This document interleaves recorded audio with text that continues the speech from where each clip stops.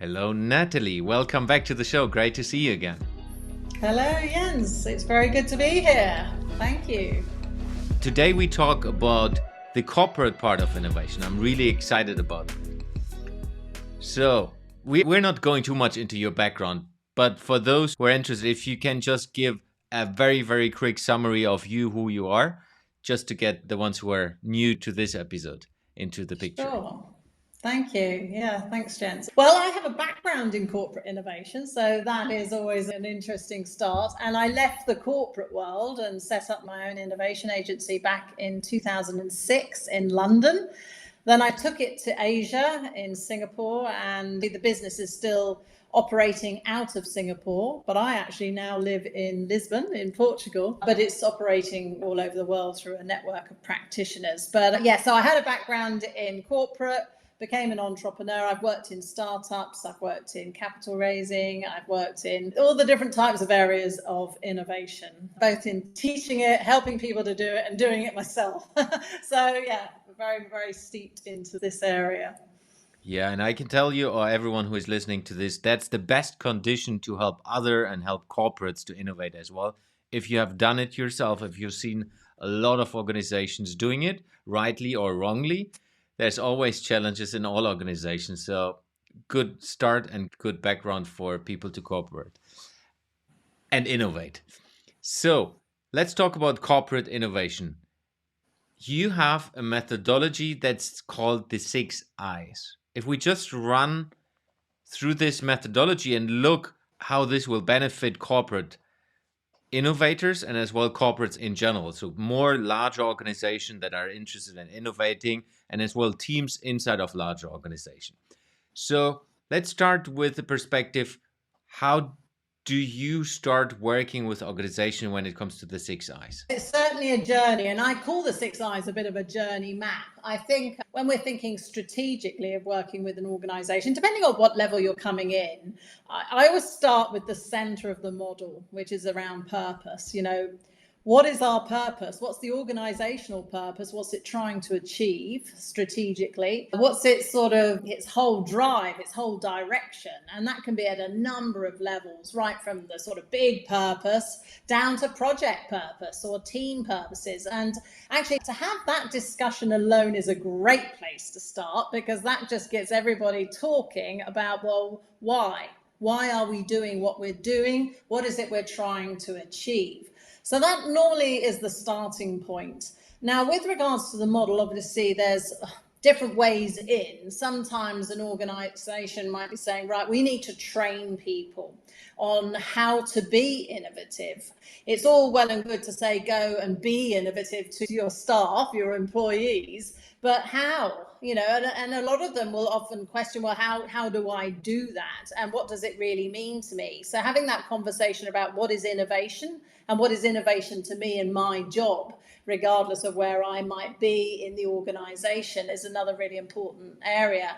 So having sort of training sessions around that can be one way in, and we have a whole approach around using the 6 I's in action. So understanding the self as an innovator, the different skills that we all contribute, and we contribute in such different ways, and we all have a valid contribution. I think that's really, really important. But then also knowing how to innovate, learning how to identify opportunities, learning how to see things differently and problem solve, learning how to be creative or to generate new ideas, to investigate them, etc. So looking at the whole of that journey map is really important, and that can come in through a training type engagement or a consultancy type engagement. And more frequently these days is where we're sort of training other people to train the 6 I's inside their own organizations. Let's take this as an example. So imagine I'm an innovator inside of the corporate. I'm just a new, let's call me team leader taking over a team, and we got the opportunity inside of a larger organization to build an innovation team, look into how do we innovate in different ways.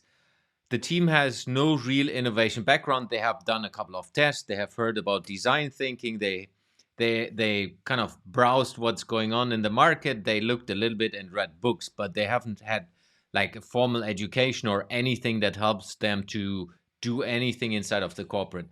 So my challenge as the leader is I have a team that's not educated in innovation. Myself is, let's imagine I don't have a background in innovation. I'm really eager to learn and I feel a little bit equipped, but there's a lot of things missing. How do we get started? What would be the first engagement where I'm reaching out to you and saying, Natalie, I need help. I want to educate my team, but get the demand from the organization that we need to deliver result as soon as possible. Yeah, and that's a great position to be in, isn't it?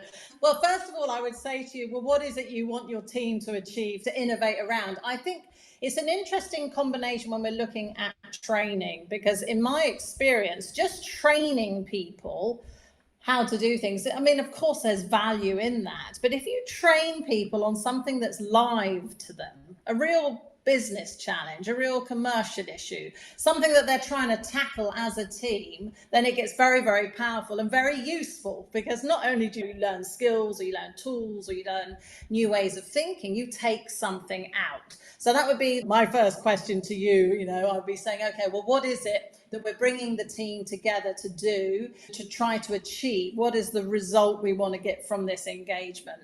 So that would be where I would start. And then I would say it'd be really useful if everybody could also take an assessment to understand their innovation strengths, because we all innovate in different ways. Being creative is only one aspect of being innovative. And, you know, a lot of times people still think that that is innovation, but actually it's a lot more than that, as we know, really. So in taking this online assessment, which is about seven to 10 minutes long, it asks you a number of questions. How strong do you think you are at these skills?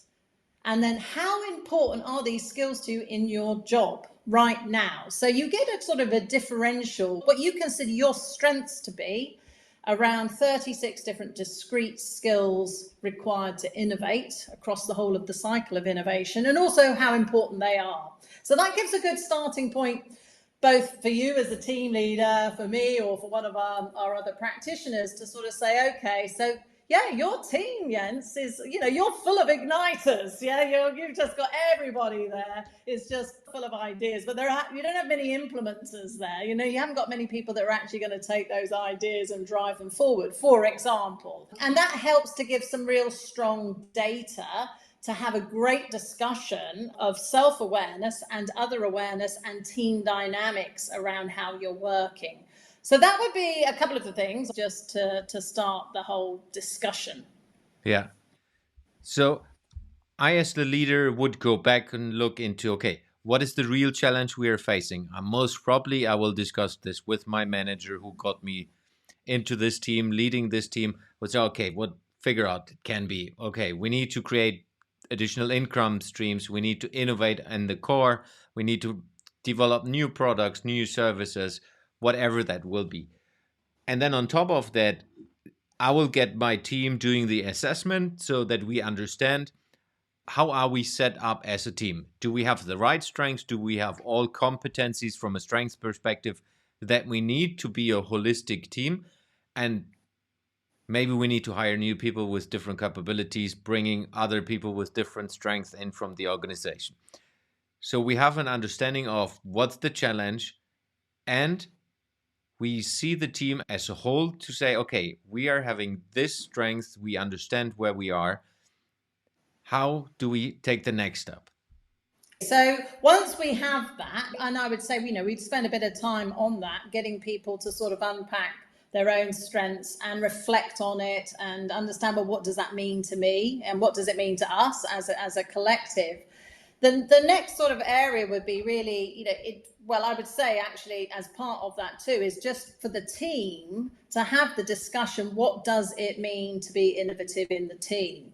You know, and what does that look like? What are you trying to achieve together? You know, how broad is the scope of innovation? Is it around ways of working? Is it processes that you're creating? Is it digitalization? Is it, you know, looking at, you know, the development of new products and services? And to give examples of where the team may have been innovative in the past, because that really helps people to say, all right, actually, we are quite innovative. Maybe we didn't see it that way. And that helps a sort of a shift in the mindset where people start to think, not only can I contribute, but actually I'm already doing this. I just maybe haven't seen it that way in the past, which gives people a lot of confidence to then sort of go the next level up, if you like. So having done that, I would then say we take the topic areas that you want to focus on and to really sort of say, okay, what areas are we going to focus on?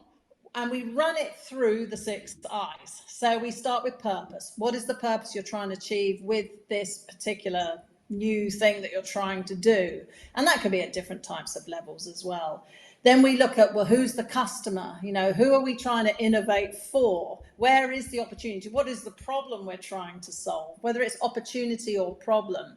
And we would use different tools, different techniques to help unpack that. And that can be from, something sort of strategic, like a pestle type analysis, to the big picture, down to sort of customer journey mapping and understanding touch points of a journey that a customer might go through. So you're trying to identify the issue, and we stay in that land of curiosity, that mindset of curiosity, which I sort of pair with that identify stage. So that's the first sort of thing I'd get people to really think about, start with purpose and then move into identify and really try to understand what is it you're trying to do and why. So if I understand you right, starting with the team perspective or coming from the online assessment, understanding it myself, understanding it as a team, there's as well, maybe it's below the surface, while you work with the team on these topics, it's also kind of a team building that brings the team closer together because they're getting to know each other from different perspectives. They have worked maybe in the same team, maybe in the same company, but they've never talked openly, hey, these are my strengths from an innovation perspective. Where are you compared to me in this team setting? So I'm just guessing, correct me if I'm wrong, that there's a kind of team building exercise which is not meant to be a team building exercise, but is gradually happening automatically. Absolutely, yes, absolutely. And it's really interesting because what happens is that say you come up an identifier on the profile, and then you're obviously showing and demonstrating your strengths because we're in the identify phase, and so you might be contributing a lot more in that stage. People maybe who weren't high on identify are learning how to identify. They're learning because they're being taught that there's a way to do this. There are tools that you can use that can help you to think curiously, that can open up your mind and your perception. So what happens then is we can have like a discussion, not just on what you're doing, but how you're doing it. So how are you thinking as a team? How did you approach it? What helped you? What's held you back? How was the team dynamic? And to get people to really reflect on behavior helps them then understand, oh, you know what? Jens was a really good facilitator. That's what got us really going there, because he understood how to get the team to really sort of open up their perception, for example. So what we're doing is we're not just focusing on the what, the outcome, we're focusing on the how, because we're helping people to really raise consciousness of how they work and how they think, because then they get better at it. They get more productive, more efficient, they get more agile in knowing, oh yeah, that worked for me and this is a way I can approach. So absolutely, it's very, very powerful for team building and team dynamics, but also for the individual's consciousness to rise in themselves, to think, oh yes, I can do this. I just need to have the right sort of approach of thinking about how to do it, and it can work for me. If we go back to, I'm the team leader of this team, newly started, and now you come in as an external, you help us facilitate the whole development of the team and the direction of where we want to go with the innovation topics. What are the different roles, like you as the facilitator, as the expert, me as the leader of the team, and team members? Do you have different roles, and how does that play together? Yes, I think there is. If you're working, say you're the team leader and I would be working with you, or one of our practitioners working with you to help determine the areas that we're focused, you're going to be playing an interesting role being in the team and out of the team, in a sense, because you're sort of the champion owner of the result, but at the same time, you're part of the journey and you're part of that group dynamic that's going on. And I've had some very interesting experiences with team leaders where, sometimes they've actually said to me, you know what, I think I'm going to pop out for a while and just let the rest of the team just have a real go at cracking this without me coming in to try to do that. And that, and then they come back in later. So that's actually happened a few times. But oftentimes I think, what can happen with team leaders is because they are part of the system, they find it hard to facilitate because they're already in it. They're part of it. And so to have someone that's outside of it that can act as a sort of a coach, if you like, to that process can be very valuable to the team leader. But when we come to the sort of the investigate stage or the invest stage, so remember the 6 I's, we've got identify, ignite, investigate, invest, implement, improve. When we're at that sort of investigate stage, where maybe we're converging and we're starting to say, well, we've got all these different ideas and, that could become potential propositions and solutions, the team leader might then come in and say, okay, yeah, I think that these ones, because you're going to have to apply critical thinking then, you've been diverging and creating and coming up with stuff, but then you've got to look at the business and say, well, what do we think realistically we can do? What's the time frame? What's the budgets? What's the allocation of things? Looking across immediate short-term results versus maybe longer-term, innovation activities. So the team leader's role there is really important for decision-making for the invest stage, because otherwise things never get off the ground. Everyone has a great time. They all generate some wonderful things, but they don't do anything afterwards. So that's where the team leader is critical for taking that what the outputs are and then starting to shape those up to make them into something that's going to be implemented. So it's kind of being the owner of the totality and making sure that I, as the leader, know what's going on, but I'm not in the way of the others exploring what they're going and really looking into how do I make sure as the leader that it's going to happen afterwards as well. Yeah, absolutely. You have to have that. Without that, things tend to get stuck. And the ones that I've seen to be most powerful and most effective in using this as an approach, because normally what will happen is, you'll come together and you'll focus on the team dynamic, the skill sets, the group dynamic around working together. You'll look at, things like, well, what does it mean to be innovative and purpose? And you'll identify opportunities and generate ideas and think which ones you want to take forward. But that's only half of the whole journey, And people can often go back to the workplace, having, whether they've been doing it virtually or face to face, but they go back into their normal work. And these things, if they're not then integrated into the plans of that team in its biggest sense, from a budgeting perspective, from a resourcing perspective, those ideas don't go anywhere. And that is often the sad thing. You get people very excited about doing some stuff and getting together, and then nothing happens with those ideas. And that's why the other I's, invest, implement, improve, are absolutely fundamental to innovating. Because if we don't actually invest, if we don't have courage, if we don't say yes or no, or, if we just sort of leave things in a limbo land, there's still decisions. There's just a decision not to do anything. Then you've wasted all that time and energy of the team. So that's why it's so important. And the role of the leader, the champion in that process is critical. Otherwise, it just doesn't happen. Me as the leader, I would think of, okay, I get it. We're looking into the planning and the budgeting part, and where are my managers in this? Do you involve the managers, the decision makers of the organization as well as part of that, let's say, journey, so that they understand where they come from?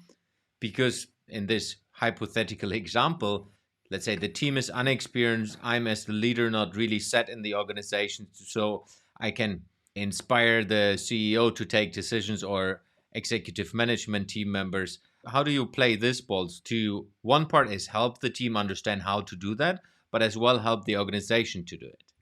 Yeah, absolutely. Some of the most effective sort of approaches that I've used or people working in the organization have used is where you have strategic projects in the organization and you're bringing the leadership team together from across divisions, across departments, and they are tasked with, tackling some big goals of the organization.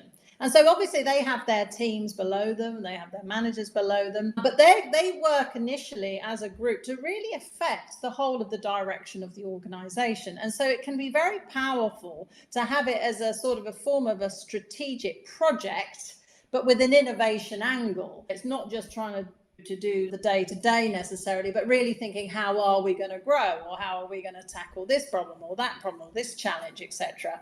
But to have those actually sort of thought through as areas, then that leadership team to be mixed up into different sub teams, so they're working together in a very different way than they probably normally would just as a straight leadership team when they get together to sort of work on the business. So that works really well to affect higher levels of the organization.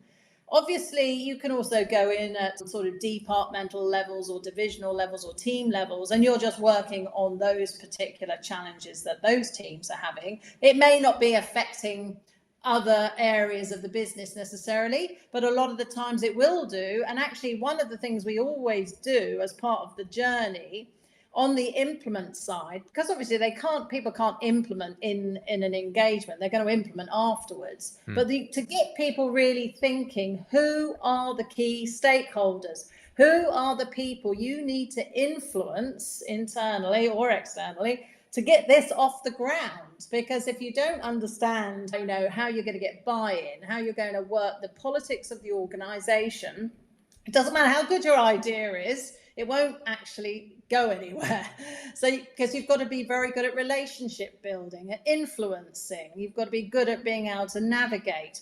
So really building that in as a thought process is very important. Not just going off with the ideas, but going off with a plan on, okay, this is what I need to do next. And actually, I'm going to go back to investigate, because in a sense, you may pitch an idea in a workshop or something at the invest stage, but you haven't got anything there. So you've got to go back and really do the work back in the workplace. So that is really, in terms of having that bigger impact and influence on the broader organization, is to really be thinking about stakeholders and influence.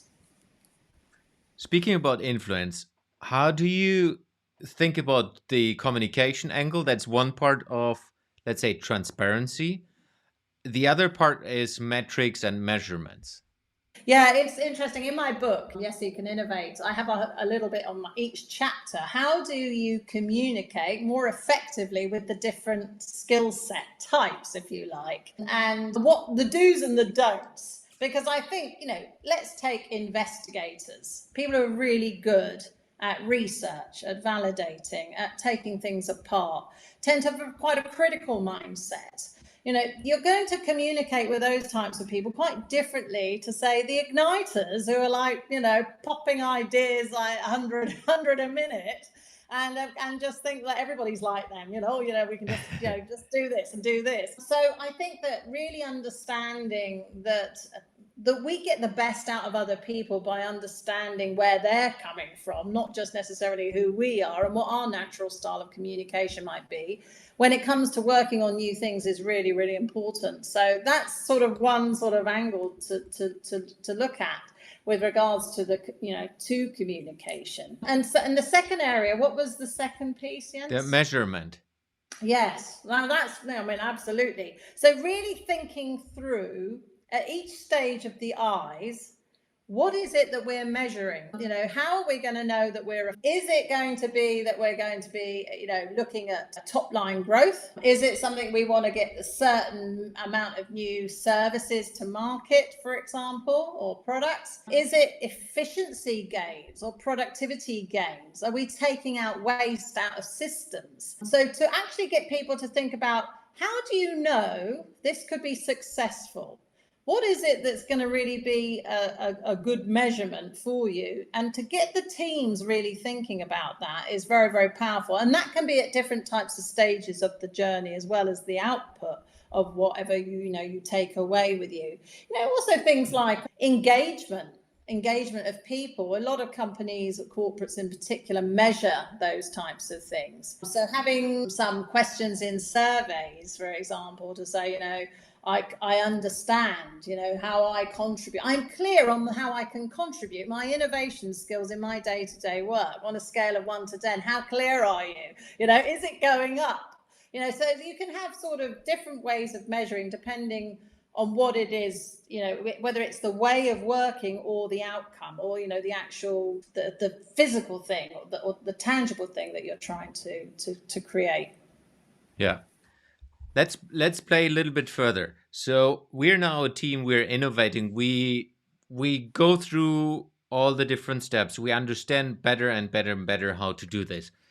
And the organization sees us as an island, like a team that's a little bit overprivileged and is starting to push back. I've heard about the word like the internal immune system is fighting against the innovation team.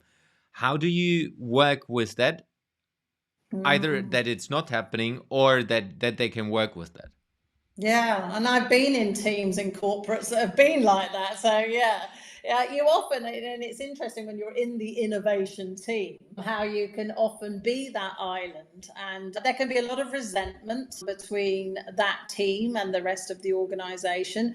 And also, sometimes it can be quite detrimental. I think it has to be managed quite carefully, because the rest of the organization can have the perception that they are doing the work. The innovation team are doing the innovation. And there becomes this massive divide between the two. And I don't think that's very healthy, actually. I think that, really helping people, oftentimes, it's great to have an innovation team if they're, skilled at that, what I'm talking about, the relationship building, the impact in the broader organization, helping to, get the organization to innovate. It depends what the remit of that team is. Sometimes, and I've been in these ones as well, you can be set up because you're doing the blue sky thinking for the future. You're completely out of the main organization because the processes and the systems that the big organization has would crush you too quickly. Yeah. So you have to be spun out, and have your own separate sort of structures and budgets and everything else. Now that's quite different, I think. But if the innovation team is there and tasked to help build capability in the organization, to get the whole of the organization to innovate, then it's all going to be around how they, in a sense, like sometimes we think about the HR function. Good HR functions are business partners with the organization. They work with team leaders. They understand their needs from the people perspective. And it's a similar thing. I think good innovation departments that are set up to influence and impact the bigger organization act like internal consultants to that organization and help to affect it that way. But these are things that have to be thought through when you're starting to structure what is it, why are we building this team? Yeah. So that would be, I guess it would be a conversation even before we are getting started to understand, okay, these are the preconditions you set yourself in, and that will be the demands which you get in the future. Yeah, what's the perception of the bigger organization? As in, why have you been set up? What's the purpose? What is the purpose of the team? And how is it going to function? What's its sort of remit? What's its ways of working? And how are you even going to measure that, your impact around that, I think is an important question. Let's turn back the time where we are starting to engage with each other. I'm really convinced that you're the right partner helping me. And then comes the CFO. The CFO is saying, yeah, but I've heard about design thinking. That's all the same. You don't need this on top of it. We have an easy and let's say affordable design thinking coach there internally. They can help you to do that. How would you counter that argument? Well, design thinking is fantastic. I'm a design thinking facilitator, and I was a design thinking facilitator before it was called design thinking. But I mean, design thinking is part of the journey of innovating. But it's very much in that early stage in terms of really understanding needs. What are the needs of the people, of humans, of people, of who we're trying to innovate for, and having that real human-centered approach to design rather than it just being completely out of context to that. So of course you want to have design thinking, and it must be encouraged. What I have found is that design thinking wasn't enough. We're going back to the whole sort of premise of you take people outside and have workshops for a few days, or online workshops, or whatever it might be. And people use design thinking methodologies to create new services or new products or new things. What then? What happens next? So when I invented the 6 Eyes of Innovation, I wanted to create a model that would encompass design thinking and organizational development with these assessment tools to help build the capability of people and teams. And that was really my purpose, because I was seeing that design thinking wasn't enough. We would oftentimes generate fantastic, brilliant, human-centered solutions, but they didn't go anywhere. It's going back to that whole thing. They got stuck in the system somewhere. And so we need other approaches as well as. It's not an either or, actually. It's both. It's both that centered approach from people, then thinking about, well, how do we take that from an organizational perspective and make it happen? So the CFO obviously is going to be very critical to that. The finance department, regulatory departments, all the operational parts of organizations are very important to enabling innovation to happen. And so that's how I would see it. It's absolutely imperative, design thinking, but it's not enough, because you've got to take those ideas forward to make them happen. And you need processes to do that. You need systems to do that. You need operational ways of thinking. Yeah. And stepping out of the team leader role, I think it's fundamentally different, and or I think the combination, like you said, is the magic of this, because the organization, if you don't take the organization with you as part of design thinking, innovating, it's not going to work. It's not going to happen in organization. At least in my experience, it's very, very, very seldom. Mm-hmm. And sometimes, yes, it works for a year because the focus is there and everyone was on board. But 2 years down the line, a new leader comes in somewhere on top and everything is gone. So very, very important. What I think is as well another opportunity, because it's kind of a development program of a team, understanding how it works, how you innovate, all the different methodologies, really going on a granular level of what are the different tools you use, if I understand that right. It's also beneficial if you do this. And like I have seen a lot of innovators in organizations, one day they say, hey, this is really fun. I would love to do this every day, and I would love to train others. So what if I step out into the wide west and do this as a consultant, as a coach, and really have already a base understanding of what I can do and have a leverage of tools that help me to provide services to different clients. Yeah, absolutely. And it's interesting because over the last few years, what's happened with our organization is what we found, well, particularly after I wrote the book, Yes, You Can Innovate, in 2018, that hit the market. And suddenly I had people contacting me, like you hear these stories, say, oh, I read your book at the airport and I'm an innovation director and I really like your 6 Eyes of Innovation. How do we get it into the organization? So, there's that one in terms of the corporate sort of, bringing you in, but not necessarily just to do these types of projects, but to train up their own people, internally. And so then the whole model started to evolve over like a practitioner-based program where I started to have 4-day intensive programs, certification programs, to train people in all of this, all the systems, the tools, the profiling approaches, etc. Then what I found was that I had a lot of independent people also contacting me who had either left corporates and they were looking for different tools to use with their clients that were, a bit different, but also combined these elements that we're talking about around the sort of what we may say the more creative and the more disciplined approach to innovating. And then suddenly it started to be like a business in a box. So over the years since then, we have now created it into an online program where it's video based with hybrid coaching calls, so it could go global. And we often will have people who are both independent and who are corporate, working together. And that's fantastic as well, because they're sort of learning together and they've got great, rich experience from both sides of being sort of serving the corporate world and being in the corporate world and creating that whole practitioner program. And that's really our flagship now, is to grow this and to be able to impact people more so that they can be more innovative and have more capability, is really to focus on the 6 Eyes certification program. So if I understand you right, so yeah, I can get certified to put this basically as star on my shoulders and say, hey, I have done this program. I know how to handle this. I have the right toolbox.